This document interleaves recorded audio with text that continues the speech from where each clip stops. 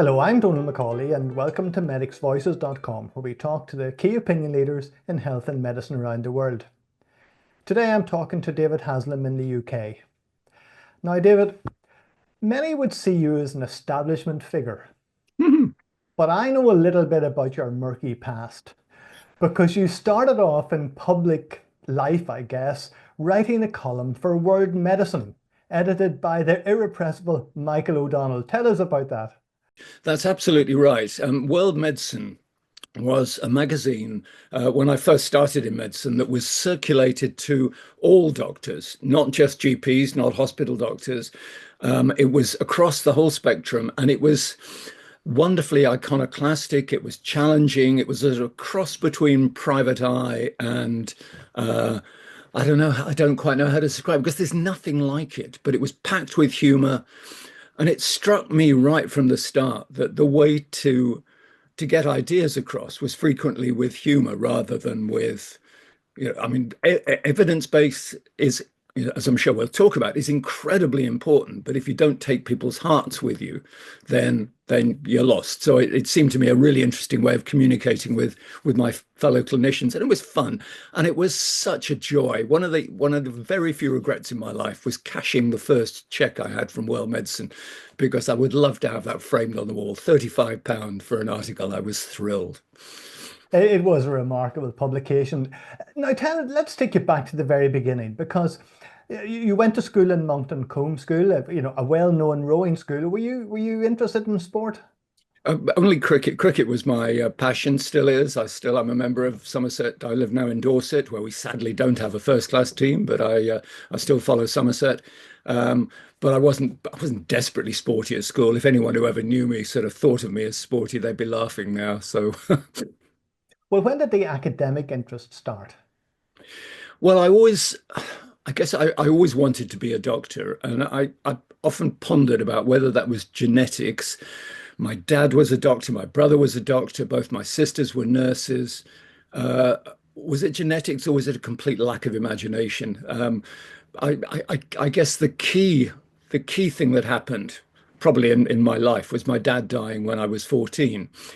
And I remember going to his funeral, packed with all his patients, and just seeing the extraordinary I'm going to say love that they felt for him, the esteem in which he was held, the value in which he was seen by the community.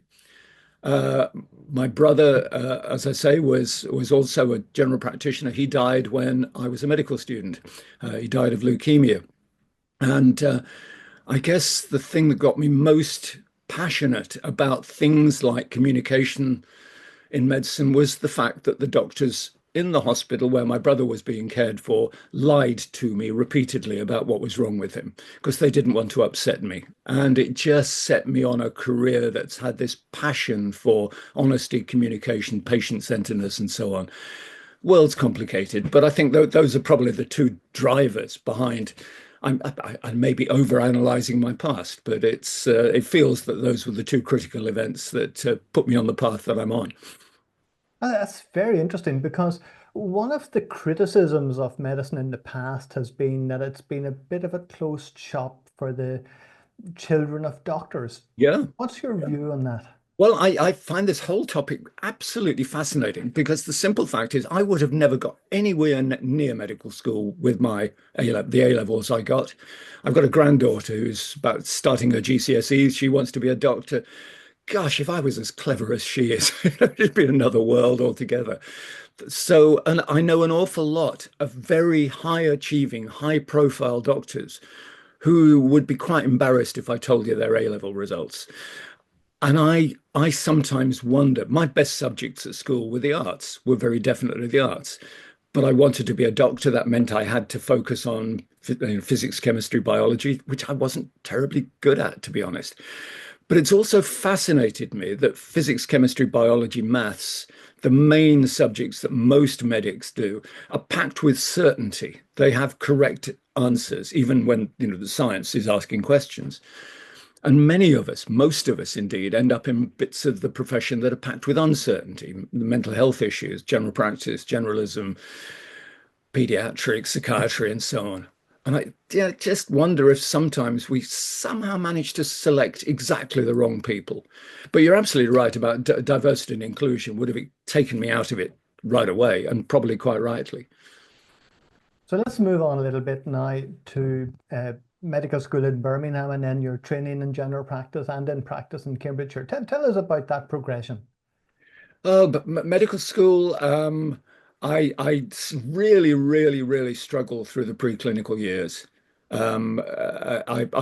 Probably because of my rotten science A levels, and then when it became clinical, it became much more straightforward for me. But I also found, again, I looked at some of the behaviors of some of my consultants. And remember, I went to medical school in 1967 to 72. The past is a different country. They do things differently there. But some of the behaviors that I witnessed of some of the senior doctors just so appalled me. That again, that sort of drove this passion for communication and so on, which I guess has been there. I went through vocational training in Birmingham.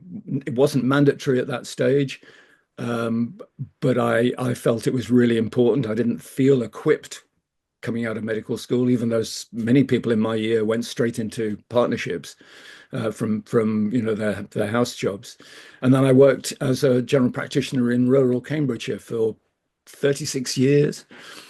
What was it John Lennon said about life is what happens when you're busy making other plans? I would never have predicted the way my career has gone, which makes it fun.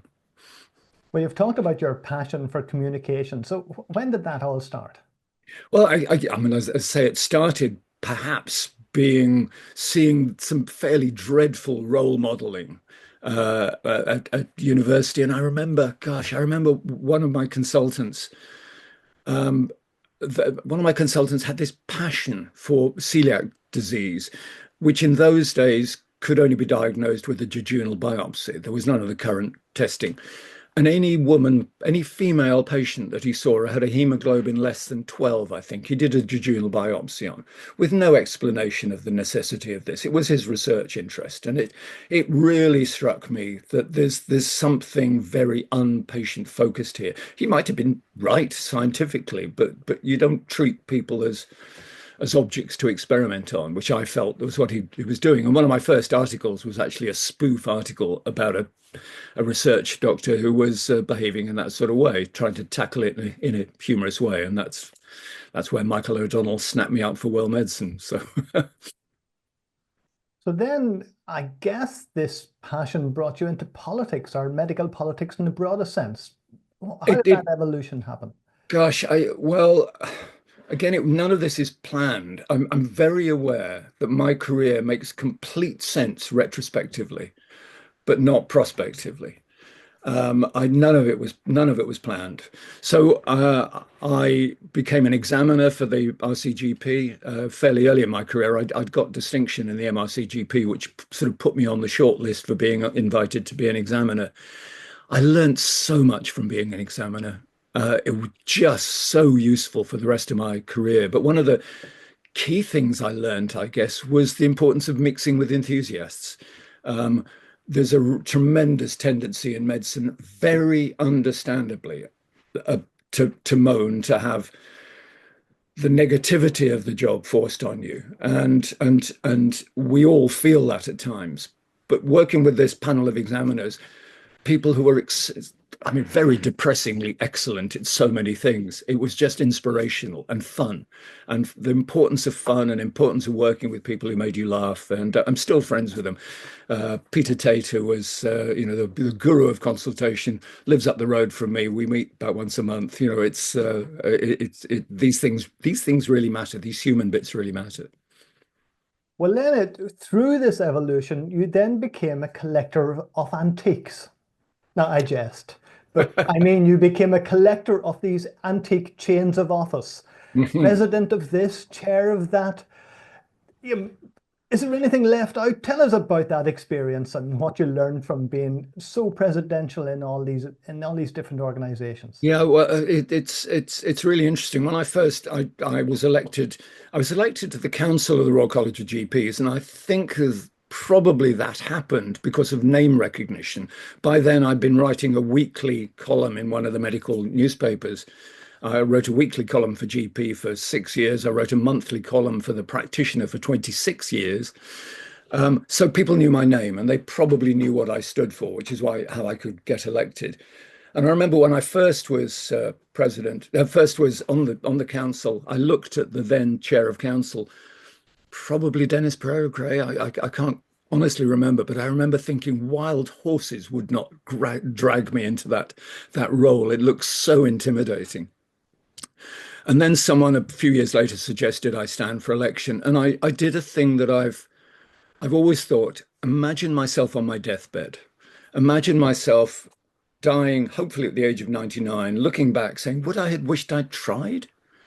And if you try and you don't succeed, so what? The saddest words in the English language are if only. And so I stood for election. To my surprise, got elected, and then it sort of spirals. You're sort of then in a world where the world of medical leadership is quite small, and when you start doing stuff, if you show any talent, people invite you to do other things. And so, as I say, almost nothing along that route was predictable. Well, during that long career in these high office, you must have come across some pretty difficult tasks and some controversies. What are the ones that stand out for you? Oh gosh. I mean, a lot is difficult. And I remember at one stage when I was chairman at the Royal College of GPs, I remember going through several really sleepless nights because the job seemed so difficult. And then I had two really quite profound learning experiences. One is I realized it actually was impossible. To do everything was impossible. So stop beating yourself up if you can't do it. And the other thing that struck me sort of subsequently is now I can't actually remember what the particular crisis was that was keeping me awake. These things shall pass. Don't sweat the small stuff. These are all terrible cliches, but it's true. And if you can, and I think the thing I learned more than anything was the skills that being a doctor gives you for these other worlds. So, we all know the old sort of mantra about the consultation. You had David Pendleton on fairly recently, the idea of exploring ideas, concerns, and expectations. I realized that was the way to approach the Secretary of State for Health when I met him, to explore his ideas, his concerns, his expectations. Put me in really comfortable, the position that I'm comfortable in being in. Um, Always used to make ministers slightly unnerved when I said, "How can I help you?" Because because it wasn't what were they expecting. And if you've got any skill at this, you can then turn the debate round, as every GP knows. You can turn the consultation in. There's a giveaway calling it a consultation in the way you want. You asked me, Donald, about the things that were the most difficult. None of it was difficult compared to medicine. I remember I remember a 2 day spell on the Monday. I got a blood test result back. I was a GP still at the time, a practicing GP. And I got a blood test result back on a close friend of mine, showing he got a pretty aggressive leukemia. And I went round to his house, sat in his kitchen, talked to him and his wife about the outcome. The next day, I had a meeting with Tony Blair about something, which was the hardest of those. It was a no-brainer. Medicine really keeps you. Doesn't mean it's not that the politics isn't important. Of course it is, but actually, from a human difficulty perspective, then it's medicine is the challenging and fascinating bit. Well, the BMA and the college were, I guess, essentially political roles. But then you went on to chair NICE, and that moved into the effectiveness component. Yeah, Those yeah. were tricky decisions you had to make. Oh, God. Well, again, NICE was when it was suggested I might put my name forward to chair NICE. I think my jaw hit the floor, and I was silent for quite a long time. Um, because my predecessor, Sir Michael Rawlins, was an academic clinical pharmacologist with a brain the size of a planet. I couldn't have been more different. But I applied my deathbed test. Would I had regretted not trying? And the more I looked at what NICE was doing, the more I realized that what it is was fantastically valuable. It used evidence in all the right ways, but it was also problematic when it started applying single condition guidelines to people with multimorbidity. And my passion, I mean, at my interview, I talked more about multimorbidity than almost anything else, about the need to ensure the delivery of healthcare is genuinely patient-centered, not disease-centered. And these two things sometimes contrast with each other. So there were lots of difficult and challenging issues where, of course, I would understand if one of my family was seriously ill and there was an incredibly expensive drug that could treat them. Would I want that drug to be provided for them? Of course I would. Of course I would. But that's not the question. The question is whether I would want that to be provided for my next door neighbor or for the homeless guy down the street or whatever. It's how do we cope with these things as a society? How do we ensure the most equitable distribution of resource for society? And so I felt the use of evidence, the use of involving patients in absolutely everything that we did was really critical to these really difficult decisions. And because that's what we were doing, I felt reasonably comfortable with the difficult decisions because they were made with all the right motivations. I think my concern in retrospect, and it's not the fault of NICE, I think the problem is that NICE was asked very good questions about is this expensive drug, is the price of it justified compared to this other expensive drug? But there's another question, which is where should we put the money in healthcare anyway? Should the complete imbalance, I think, the reason that primary care has been so neglected over the years, despite the fact over my entire professional lifetime, every Secretary of State's talked about a primary care-led NHS, the nonsense they talk and fail to deliver. The number of specialties and specialists goes up and up and up. The number of primary care docs goes down, and yet the mantra is, and the evidence is all in the different direction. And that's the thing that I felt really passionate about over my career, I guess. Well, that brings us very nicely into discussing your latest book, Side Effects: Has Healthcare Lost Its Way?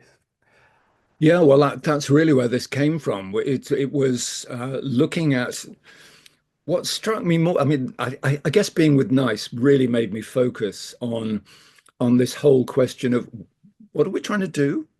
And it struck me, I can't find an answer to the question, what is the NHS for? That isn't a load of platitudes. So if we're not absolutely sure what it is we're trying to achieve, and if we've got the boundaries constantly changing and evolving, frequently driven by the pharmaceutical industry, who discover therapies in search of a problem to treat rather than the other way around. And if expectations change all the time, I'm not criticizing this, I'm just saying that expectations, for instance, around mental health, change all the time, the expectations of who can help. Okay, so we've got expanding demand. We've got definitely finite resource. We've got uncertain clarity about what we're trying to achieve. Is it any wonder we're in a mess? And I really just wanted to try and stimulate some discussion around what are we trying to do and where are the boundaries? Are the boundaries? And where should the prioritization be? It's really encouraging to hear Wes Streeting talk about, his three. Wes Streeting in the UK, the Secretary of State, talking about focusing on primary care and prevention and the tech potential. But I have heard this repeatedly for as long as I can remember. So the proof will be in the delivery. There is a line in the book that asks, do we know what the end game is? What do you think the end game is? I'm really not sure. I mean, if we think that the evolution of medicine is going to result in all of us living to the age of 125, perfectly healthy and happy, and then suddenly dropping dead, that ain't going to happen. I mean, I personally am the most wonderful example of the problems facing healthcare. I said earlier, Donald, that my dad died when I was 14, and he died because he was overweight, he was a smoker, he had high blood pressure, he had the pressure of being a GP, and so on. Now, God bless the NHS, it's given me all the treatments that are needed to make sure I didn't die. Dad was Dad was 15 years younger than I am now when he died. So, in the 15 years since my father died, I've had the opportunity to have tonsillar cancer, needing radiotherapy and chemotherapy and gastrostomy and all the rest.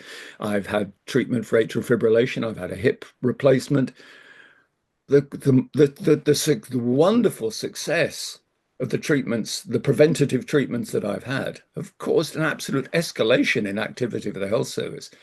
So don't kid ourselves that there's some simple solution that says if you put it all in prevention, the problem goes away. No, the problem just gets different. And so I don't have an answer. And indeed, I don't think I should have an answer. But I am passionate about citizens' assemblies, for instance, beginning to look at these issues rather, the question of what are we trying to achieve? What is the end game? Where are the boundaries? When do we say no?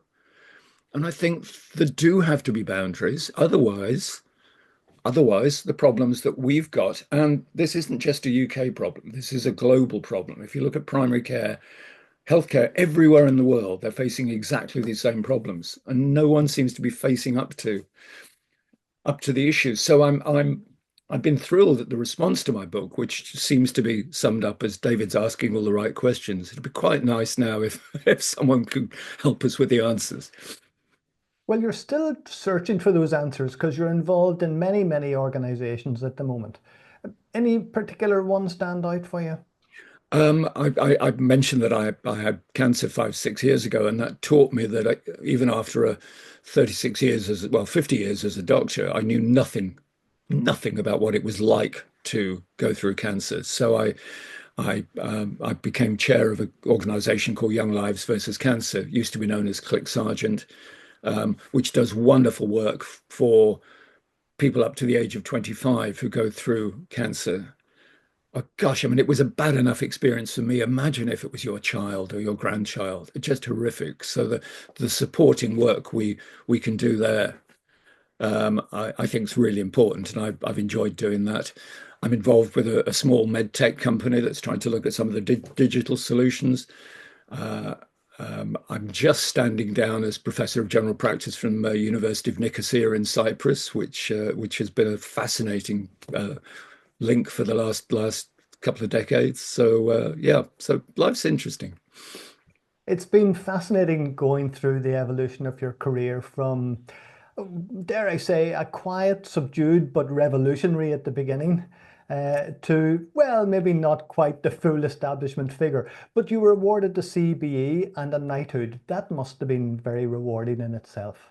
It is. I mean, I can't deny it. It's lovely to be acknowledged in that way. Um, I have to say, I've looked at many of your previous guests on this podcast and think, why me and not them? I'm thrilled for me, and I'm thrilled for the as everyone always says to the teams I've worked with and so on.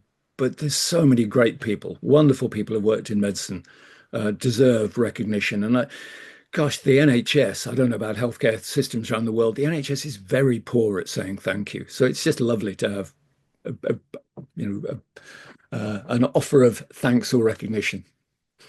And can I say thank you to you too for sharing so much of your life and your career and for being such an inspiration. Sir David Haslam, thank you very much indeed. Thank you.